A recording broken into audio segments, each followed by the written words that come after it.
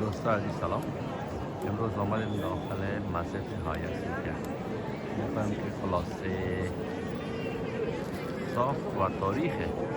تاریخی مسجد در این تصویر برای شما نمایش می‌گیرم. هدف این مسجد در سال 360 میلادی توسط رومان امپایر یعنی ایتالیایی ها گذاشته میشد. در سال 537 این مسجد تکمیل میشه. مثل او زمان چرچ بوده، در واقع در ابتدای چرچ بوده. در سال 360 میلادی با سنگش گذاشته میشه. تا سال 537 تلفنو بیرسونه یکی جور میشه توسط ایتالیایی ها. در اون زمانی اول رومان چرچ بوده، بعدا کاتولیک چرچ میشه. تا سال 1453 این چرچ بوده، تخمینا 800 سال میشه. 800 سال این چرچ بوده. بعدا در سال 1453 تا سال 1935 میلادی این از چرچ به مسجد تبدیل میشه توسط اتومان امپایر یا مسلمان های ترک که 482 سال این مسجد بوده. اول رومان چرچ بوده، بعد از رومان چرچ به کاتولیک چرچ میشه. بعد از کاتولیک چرچ تبدیل میشه از سال 1433 تا 1935 به مسجد که قرار گفتم 482 سالی مسجد بوده. بعد در سال 1935 میلادی از چرچ و موزیم تبدیل میشه. در حدود 85 سالی موزیم بوده.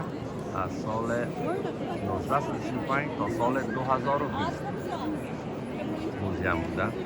بعد از سال 2020 دوباره ای از موزیم به مسجد تبدیل میشه که حالا مسجد صوفیه هایا نام دارد. دیگه هر طولی مسجد در ابتدا 82 متر میشه، عرضش 73 متر، بلندی این مسجد قدرش 55 متر. داخل خود مسجد 5986 متر مربع می باشد که در سال 1985 ثبت آثار تاریخی یونسکو شده. این خلاصه بایوگرافی مسجد.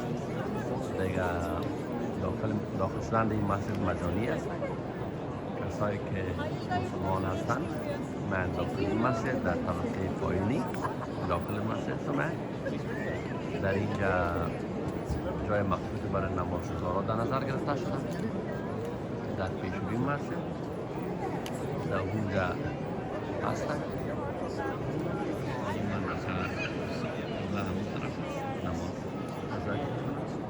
در دو بغل از این دست چپ و راست جای مخصوص برای خانم ها گرفته شده که اگر خودشون نماز میشونن. دیگه کسایی که داخل مسجد میشن باید چادر در سر داشته باشه، اگر نه دولتتون که چادرهای اضطراری رو برشان میتن. دیگه کسایی که نمیخواد چادر بپوشه یا احترام به مسجد کنن، جای اونا در طبقه بالا در نظر گرفته شده. در اونجا که هنوز هم اونجا با نام موزیم یاد میشه. در اونجا قرار شما میبینین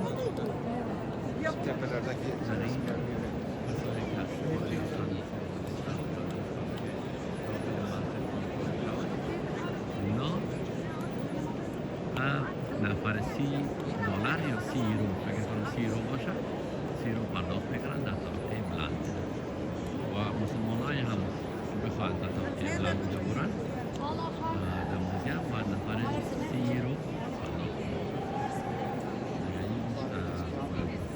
چکه مسجد هایا صوفیه خدا کنه که خوش شما آمده باشه. و در اخیرم چند تصویر کوتاه برای شما هست در ورودی مسجد.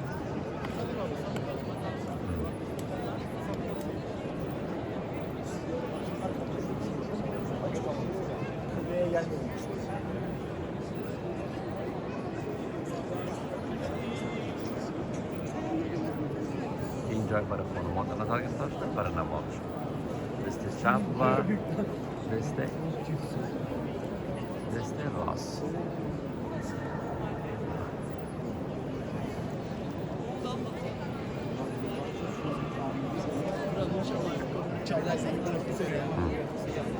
اینم داره.